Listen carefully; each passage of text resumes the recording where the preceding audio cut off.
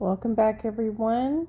So in this video we're gonna do a resin pour on a smaller cross. This is an 8-inch cross. You may have seen the first one that we did that was a custom request. Well, this is also a custom request, and this is using red, white, and blue. So this first color that we're laying down is called, I think this is Colourarte, and it's Blue Moon, and it's a resin pigment from Colourarte, so it's not a primary element, it's a part of the Resin Art line. So what I did off camera is I put a layer of clear epoxy excuse me, over the cross, just to give some good coverage and allow it to move a little bit better. I noticed when I first put this blue part on that I really needed to let that epoxy set a little bit before I kept doing it. So you can see where I sped it up a little bit here. So I don't worry too much about the edges when doing these, because epoxy is self-leveling and it's going to continue to try to drip down the edges, but I do try to make sure that the edges don't have like any bumpy parts. This red color is called Cherry Bomb, and I don't remember where I got it. And it is a kind of a bright red, so I put a little bit of like crimson alcohol ink or something just to enrich the red color. I did get this cross cut out from an Etsy supplier, and she actually custom made the cross for me.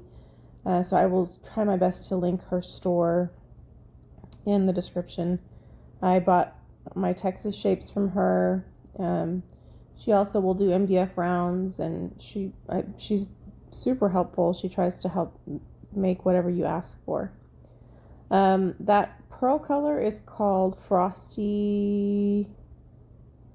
I think it's Frosty Pearl by Woody's Goodies. It's a pearl, just basically a pearl white. I got the middle of the cross, like where I'm at now, a little busier than I like. I would have, when I, every artist is too close to their own work. When I took a step back, I was like, I should have really maximized on the pearl color in the middle.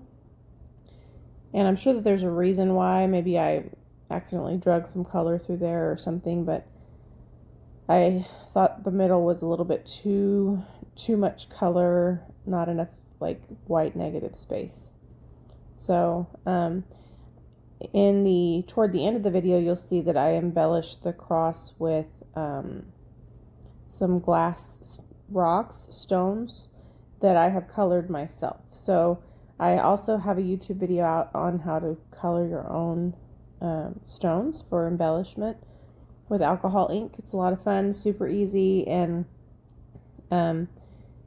it also is preferred for me to buying them in an opaque solid color. I think when you color them yourself, they have a little bit more natural contrast. That's just a personal preference. So in a minute, once I have covered everything, I'm going to hit that cross with some heat with our heat gun and try to move the colors around just enough to blend them.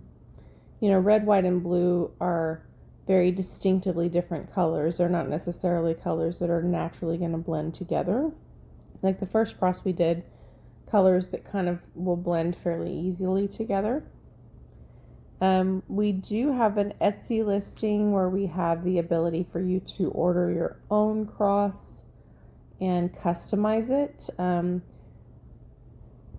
So that's always an option.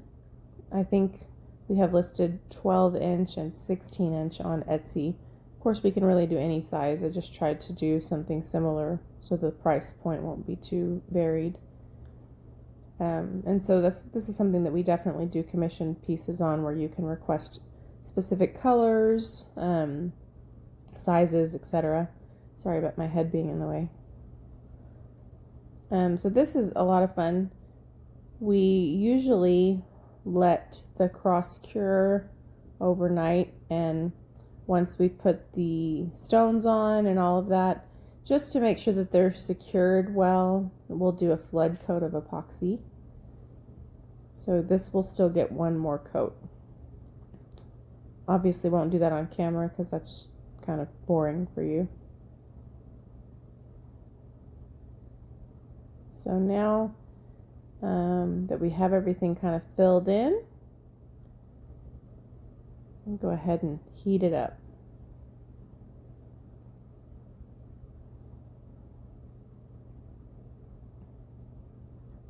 And what you see underneath the cross are paint pyramids. I use K-cups a lot underneath things because I drink a ton of coffee, so I always have K-cups, and you can just chunk them. But I didn't want them to get stuck because this is a smaller cross, so I use paint pyramids. I have them in my Amazon shop, so I can always put a link in the video below. Alright, now we got the heat gun, which I'll also link the heat gun I use below. It has a little attachment on the end to narrow out the airflow. So the goal here when you are moving your resin around is not necessarily to overdo it, but just to blend it a little bit. Especially because blue and red being so different in color can form some harsh lines, so you kind of want to soften them a little bit. That's why sometimes those pearl colors or iridescent colors are a nice touch there. So you can tell that I'm regretting putting a little bit too much pigment in the middle because I'm trying to figure out how to soften it without overworking it. You don't want to overwork your resin with a heat gun because then you will burn it, and it'll also heat up too fast and cure too fast, and you'll lose your working time. Also, if you're not familiar with working with the heat gun, they get super hot. So you don't want to just touch the end or put it down somewhere because it could very easily melt something. So be very careful. Thankfully, it's not touching anything, but give it ample time before you put it away to let it cool.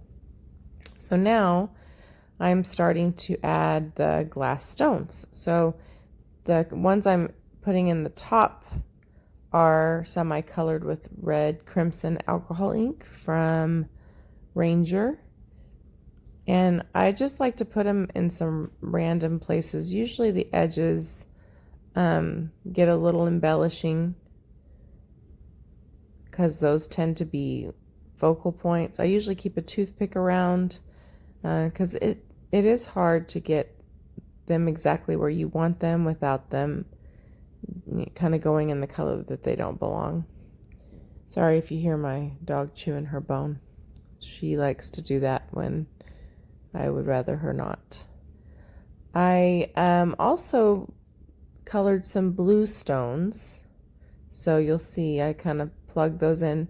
And then for the white color, just to see what it looked like, I colored some stones like a pearlescent color using pearl mixative.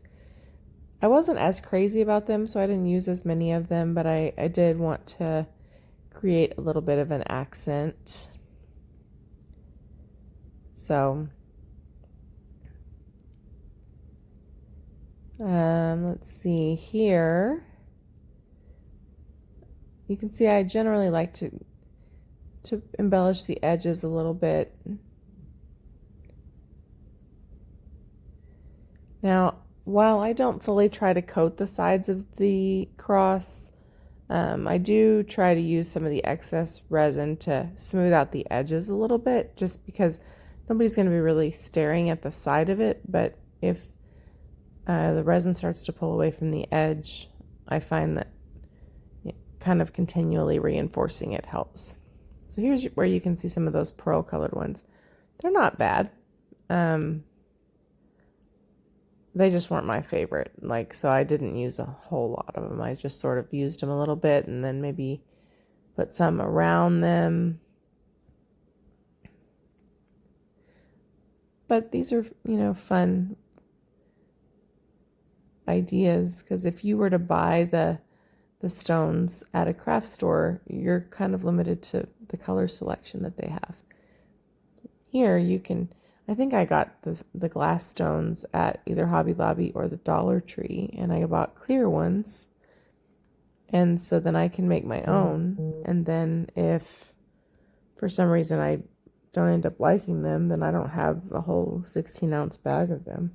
So fairly easy risk to take.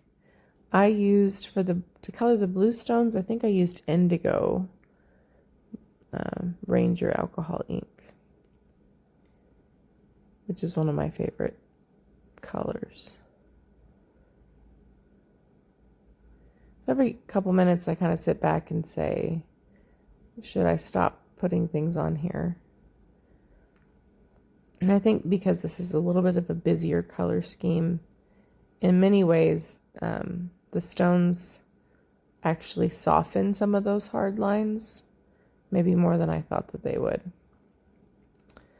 So if you are already a subscriber to our channel, we certainly appreciate your continued support. If not, please consider subscribing and select all notifications with the little bell. We also have our social media links below, and we would love it if you would give us a like and a comment. Let us know what you think.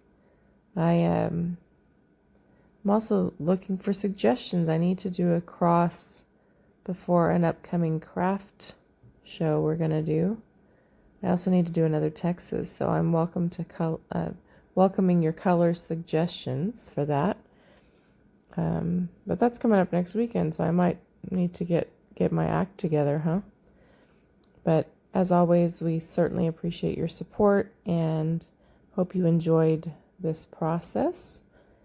Let us know what you think, and I hope everyone has a wonderful day and everyone's staying safe and healthy.